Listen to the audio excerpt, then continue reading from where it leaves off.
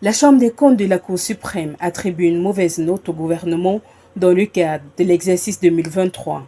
Selon l'organe chargé de vérifier les comptes publics, le projet de loi de règlement pour l'exercice 2023 est truffé de faux.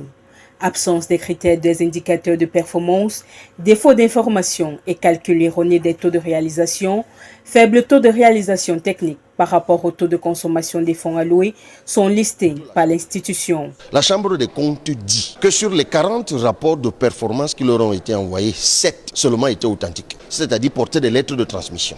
Pour illustrer cette mauvaise gouvernance, le Parti camerounais pour la réconciliation nationale, PCRN, brandit le cas de la décentralisation. Figurez-vous qu'en 2023, on nous annonce que sur les 252 milliards qui étaient dédiés aux collectivités territoriales décentralisées au titre de la dotation générale de la décentralisation, l'État n'a débloqué que 142 milliards. Donc, plus de 100 milliards n'ont pas été donnés aux communes et aux régions pour résoudre les problèmes des Camerounais à la base.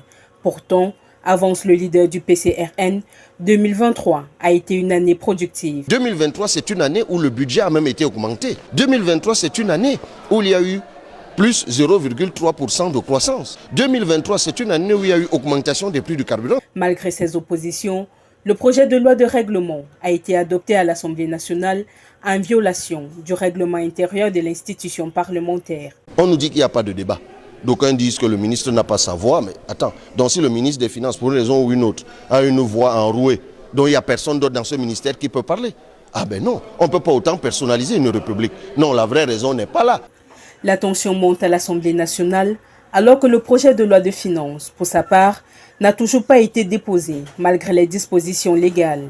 Il se murmure dans les couloirs feutrés que l'opposition pourrait à nouveau s'opposer à l'adoption du texte, comme en 2023. Il faut respecter la loi, Monsieur le Président.